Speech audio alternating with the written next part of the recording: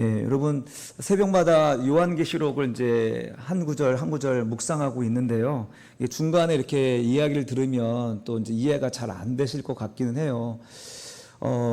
지금 이제 오늘 본문의 이야기는 일곱 인을 두루마리에 붙여 있던 일곱 인을 어린 양이 떼고 그 일곱째 인이 뗄 때 일곱 개의 나팔이 또 불려지는 장면입니다. 그 전에 처음 네 개가 일곱 개 나팔이 불려지고 그 다음에 이제 다섯 번째, 여섯 번째, 일곱 번째 나팔이 불려질 때 독수리가 나타나서 화로다 이렇게 외치면서 날아가면서 앞으로의 화를 예고하고 있었습니다. 그래서 이제 다섯 번째, 여섯 번째 나팔이 이제 울렸습니다. 이제 마지막 일곱 번째 나팔만 남겨놓고 이제 나팔 불면 되는데 이때 잠깐 다른 환상이 요한의 눈앞에 펼쳐지는 것입니다. 바로 해를 옷 입고 나타나는 힘센 천사가 나타나는 장면이죠. 왜 중간에 꼭 이렇게 마지막 나팔을 좀 기다리고 있는데 중간에 이렇게 막간에 다른 환상이 보여지거든요. 일곱 인을 뗄 때도 마찬가지예요. 일곱 인을 뗄 때도 여섯 개까지 딱 떼고 나서 일곱 번째 인을 뗄 때 또 그 막간에도 다른 이야기들을 보여주십니다. 이렇게 중간중간에 다른 이야기들을 보여주시는 이유는 뭐냐면 여러분 나팔은 무슨 의미일까요? 나팔 심판하는 의미죠. 하나님이 와가지고 전쟁을 선포하고 적들을 물리치고 심판하는 내용들이 가득 담겨 있습니다. 그런데 읽다 보니까 어때요? 여러분 계시록을 읽다 보면 여러분이 두렵습니까? 아니면 기쁩니까? 읽다 보면 우리가 막 무서워지잖아요. 이거 나에게 하는 말 아니야 하면서. 근데 사실상 요한계시록은 지금 고난을 당하고 있고 거짓 메시아 그리고 사탄이라 일컬어지는 이 황제가 이 하나님의 백성들을 침탈하고 박해하는 이 와중에 하나님의 완전한 승리의 보장을 이런 그림책을 보여주는데 그림책을 보는 성도들이 겁을 먹고 있으면 안 되잖아요. 그래서 그 중간중간에 하나님의 천사가 나타나서 하나님의 백성들의 완전한 구원과 그리고 완전한 승리의 보장을 이렇게 여러 가지 그림으로 보여주고 있는 것입니다. 이렇게 막간에 이야기하는 것, 그래서 성도들을 이렇게 우리의 성도들의 마음을 이제 위로하고 용기를 붙돋아 주는 면도 있고요. 또 하나는 뭐냐면 이제 세상을 심판하실 그분이 아직 돌아오지 못한 자들을 부르시고 기다리시는 심판이 아직 시간이 있다라는 것을 보여주는 거죠. 구약에 이런 장면이 있죠. 여리고성 전투에 보면은 여리고성 백성들이 나팔을 불면서 하루에 한 바퀴씩 돕니다. 그러면 여리고성 안에 있는 사람들도 긴장하면서 같이 한 바퀴를 돌죠. 그 다음 날이 됐습니다. 나팔을 불면서 또 한 바퀴를 돌아요. 그렇게 해서 여섯 번째 날까지 그렇게 돌다가 마지막 일곱 번째 날 어떻습니까? 양각 나팔을 불면서 일곱 번을 돌아요. 이게 무슨 의미입니까? 회개하라는 거겠죠. 그 성 안에 있는 자들 항복하라는 거겠죠.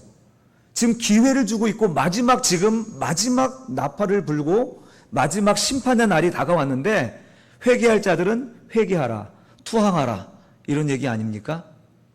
그러나 우리가 잘 아시는 대로 여리고성에서 투항한 사람 그리고 항복한 사람은 기생 라합의 가정 외에는 없었던 것처럼 하나님께서는 이렇게 심판의 나팔을 불고 마지막에 이렇게 기다리시는 것은 그들에게 마지막 투항할 시간을 주시는 거죠. 돌아올 기회를 주시는 것입니다.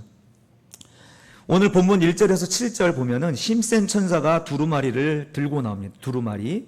이 두루마리는 5장에 계시록 5장에 어린 양이 들고 있었던 두루마리입니다. 거기에는 하나님의 비밀과 경륜 이런 것들이 담겨 있었는데 이 어린 양의 손에서 봉합된 인이 하나씩 둘씩 떼어졌고 오늘 본문에 보니까 이 두루마리가 어떻게 되어 있습니까? 펴놓인 작은 두루마리라고 이야기하고 있죠. 이 두루마리는 이젠 더 이상 비밀이 아니라는 것입니다. 예수 그리스도 손 안에서 이제 모두 다 알려졌다라고 이야기하고 있습니다. 게다가 이 비밀이 지체되지 않고 반드시 이루어질 것이라고 이제 그런 모습을 보여주죠. 바다에 발을 딛고 땅에 발을 딛고 있던 큰 천사가 하늘을 향해서 손을 하나, 오른손을 딱 듭니다. 그러면서 외치는 것이 이 말씀대로 지체하지 않고 이루리라 하면서 맹세를 해요. 누구를 위한 맹세입니까, 이게? 성도들을 위한 맹세 아니겠습니까? 지체되지 않고 하나님의 뜻이 이루어질 거야. 그러니 너희는 부하내동하지 말고 그리스도와 그 은혜 안에 머물러 있어라. 참고 인내하라. 이렇게 말해주고 있는 거 아닙니까? 이렇게 첫 번째 나팔부터 여섯 번째 나팔까지 모두 재앙과 심판의 내용이 담겨 있고요. 이제 계시록 11장 14절에서 18절 보면은 일곱 번째 나팔이 부는 장면이 있습니다. 한번 성경책 있으시면 한번 펴보세요. 일곱 번째 나팔이 11장 14절에서 울려집니다.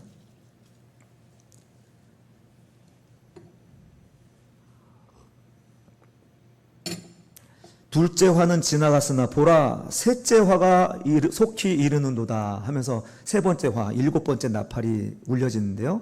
일곱 번째 천사가 나팔을 불매 하늘에 큰 음성들이 나서 이르되 하고 그냥 핵이 폭발되었더라. 지구가 쪼개졌더라. 불이 나와서 모든 것들을 없애버렸더라. 이런 얘기가 나올 줄 알았는데 그게 아니라 오히려 하늘에서 찬양하는 소리가 들려 퍼집니다. 세상 나라가 우리 주와 그의 그리스도의 나라가 되어 그가 세세토록 왕노릇 하시리로다. 그러면서 감사하옵나니 옛적에도 계셨고 지금도 계신 주 하나님 곧 전능하여 친히 큰 권능을 잡으시고 왕노릇 하시도다. 예, 우리가 생각한 어떤 그런 마지막 일곱 번째 심판의 모습이 아니라 오히려 찬양과 영광을 돌리는 그런 모습으로 일곱 번째 나팔이 울려지고 있는 거예요. 우리의 예상은 완전한 심판으로 막 불이 막 떨어져야 될 것 같은데 그 완전한 찬양, 승리의 노래들이 막 울려 퍼지고 있는 것입니다. 여러분, 이게 무슨 의미일까요? 심판의 날은요, 신자들에게는 무슨 날이라는 거예요? 심판의 날은 신자들에게 무슨 날이라는 겁니까? 구원의 날이라는 거예요. 완전한 승리의 날이고 완전한 찬양과 경배가 일어나는 날인 것입니다. 일곱 번째 나팔이. 그러니까 성도들은 심판의 날, 우리 다시 만나지 못한다면 주의 심판 날에 만나세. 이런 노래 혹시 기억하시는지 모르겠습니다. 우리의 심판의 날이 두려운 날이 아닙니다, 여러분. 그날에 우리는 다시 만나는 날이고요. 모든 것이 회복되고 승리하는 날입니다. 우리도 이런 찬양하죠. 나의 가는 이 길 끝에서 나는 주님을 보리라. 영광의 내 주님 나를 맞아 주시리. 여러분, 그래서 우리가 이렇게 주일 오전에 오후에 또 새벽에 수요일마다 우리가 찬양하며 경배 드리는 것은요, 바로 이 일곱 번째 날을, 일곱 번째 나팔의 날을 우리가 미리 끌어당겨서 감사하는 것입니다. 할렐루야. 우리는 지금 비록 아직 일곱 번째 날을 맞이하지 않았지만 우리 이 예배를 통해서 우리는 무엇을 경험하냐면요, 일곱 번째 나팔의 날을 경험하는 것입니다. 이런 거 없이 우리가 어떻게 이 세상을 견디며 인내하며 살아갈 수 있겠습니까? 예배가 그래서 중요해요, 여러분. 예배는 예배 드릴 때마다 여러분 기쁨이 충만해야 될 줄 믿습니다. 앞에서 여기서 버버벅거려도 여러분 은혜를 받으시기 바랍니다. 사람의 말이 아니라면, 하나님 주신 말이라면 여러분 예배 때마다 은혜를 받으셔야 되고요. 예배 때마다 그 일곱 번째 날을 사모하면서 기쁘게 참여하셔야 되는 거예요. 억지로 십자가 지면서 가는 게 아니라요. 할렐루야. 우리가 이 시간 나눔 시간 잠깐 한번 나눠볼게요. 5절을 보니까 지체하지 않겠다고 맹세하십니다. 여러분, 구원도 예정이지만 하나님이 악을 심판하시는 것도 예정되어 있습니다. 여러분, 악에게 굴복하지 말라. 저들의 악과 저들의 불의에 동참하지 말라 말씀하십니다. 지금 우리를 압박하는 악과 불의가 있다면 무엇이 있는지 한번 앞사람과 옆사람과 한번 나눠보시기 바랍니다.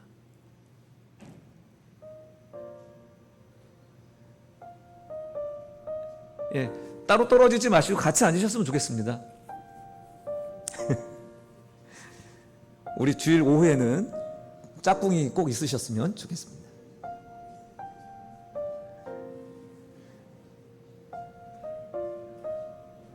악도 예정되어 있습니다. 심판이 예정되어 있습니다. 그러니 악에 굴복하지 말고 저들의 불의에 동참하지 말라.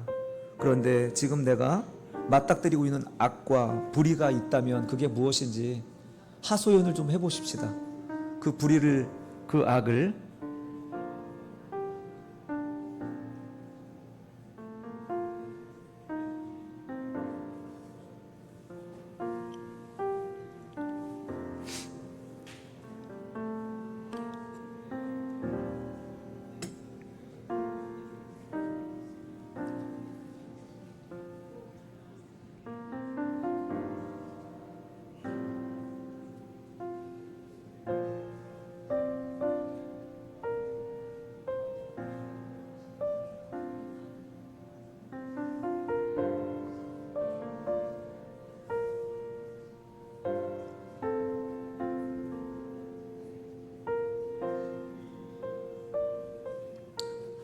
악한 세상이 승리하는 것, 그거 보면서 나도 따라가야 되는 거 아닌가, 나도 타협해야 되는 거 아닌가 하는 그런 갈등들 아마 분명히 느끼셨을 텐데,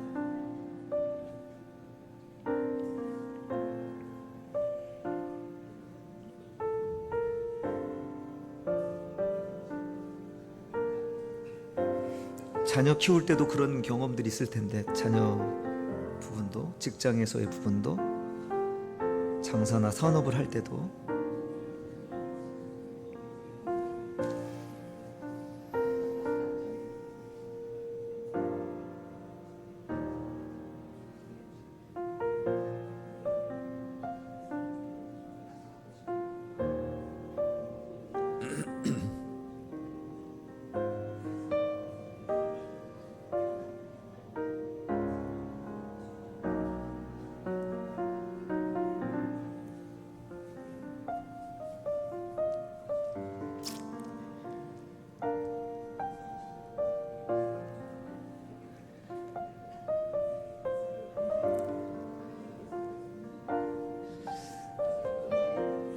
어떻게 잘 대화가 나눠지시는지 모르겠습니다.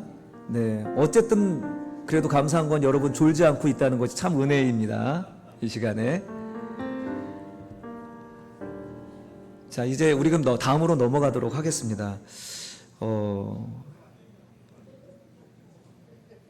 하나님께서 이 악과 이 저주스러운 세상을 심판하실 것도 예고되어 있고 예정되어 있다는 사실을 우리가 분명히 믿는다면, 오늘 우리가 하나님의 백성으로서 직장에서 또 자녀를 키울 때 산업의 현장에서 우리의 신앙의 양심을 가지고 선을 택할 수 있었으면 좋겠습니다.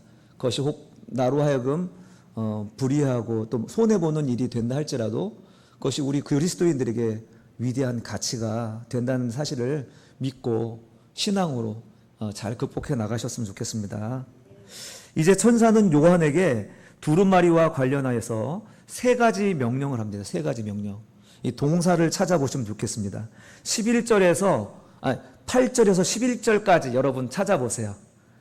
너무 편하네요. 여러분들 직접 성경책 보면서. 예. 천사가 명령하기도 하고 하늘에서 음성이 나서 명령하기도 합니다. 세 가지 동사를 찾아보세요. 뭐라고 명령하는가? 두루마리와 관련해서 찾아진 대로 말씀해 주십시오. 세 가지 동사입니다. 두루마리와 관련해서.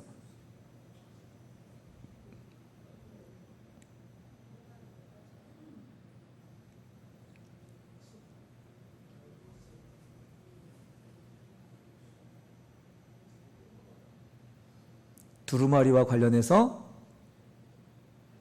말씀하세요. 네? 먹어버리라. 예, 먹어버리라 있습니다. 두 번째입니다. 그게 두 번째. 네? 달리라? 그건 단다. 명령은 아니고 달 것이고, 그건 상태를 얘기하는 거고, 명령이요. 가지라. 그렇습니다. 가지라. 예, 두루마리를 가지라. 라고 이야기했고, 두 번째 명령이 이제 그거였죠. 먹어버리라. 마지막 세 번째. 11절에 있습니다. 11절. 네, 맞습니다. 예, 다시 예언하라 라는 것입니다. 두루마리와 관련해서 이제 첫 번째, 가지라. 이 가지라는 음성은 어디서 났습니까? 천사가 말한 겁니까? 아니면 하늘에서 난 거죠? 예, 하늘에서 우리 주 메시아께서 요한에게 말한 것입니다. 이 두루마리를 가져라. 오늘 낮의 설교도 똑같습니다. 하나님의 말씀으로 시작하는 거예요. 이 두루마리를 가져라. 하나님의 심판이 적용되는 세상에서 하나님의 백성들이 여기서 잘 적응하고 살아가는 비결이 뭐냐면 이 두루마리를 가져야 되는 것입니다. 로고스의 말씀을 가져야 되는 것입니다. 그리고 그 말씀을 먹어버려라. 먹어버리는 게 뭐냐면 내 창자에 채우는 것입니다. 먹어서 내가 바다 글씨를 적으려고 했던 것들을 싹 치워버리고 칼과 나이프를 가지고 쓱쓱 쓸어가지고 먹으라는 거예요. 그 말씀을. 그 말씀은 바로 내 마음에, 내 몸에 채워서 체득시키라는 레마의 말씀인 거예요. 그 말씀에 순종하여 말씀으로 살아라 라고 하는 말입니다. 이렇게 내 몸속에 창자에 가득 채운 그 말씀은 말씀이고 내가 되고 내가 말씀이 되는 거죠. 그래서 내가 말하는 것이 하나님의 말씀이 되는 것이고 내가 선택하고 행동하는 것이 하나님의 말씀이 되어야 된다는 것입니다. 그렇게 채워진 것으로 말하게 될 때 비로소 우리는 이 심판이 적용되는 세상에서 극복하고 인내할 수 있다. 이 심판의 세상에서 우리가 살아남을 수 있다라고 우리 주님이 친히 말씀해 주고 있는 것입니다. 사랑하는 성도 여러분, 이런 세 가지 행동 지침 잘 기억하시기 바랍니다. 한번 같이 말해 볼까요? 가지라, 먹어버리라, 그리고 다시 예언하리라. 아멘. 이게 오늘 우리가 말세에 살아가는 우리들의 신자들의 삶의 행동 지침인 줄 믿습니다. 오늘 말씀 여기서 마치도록 하겠습니다.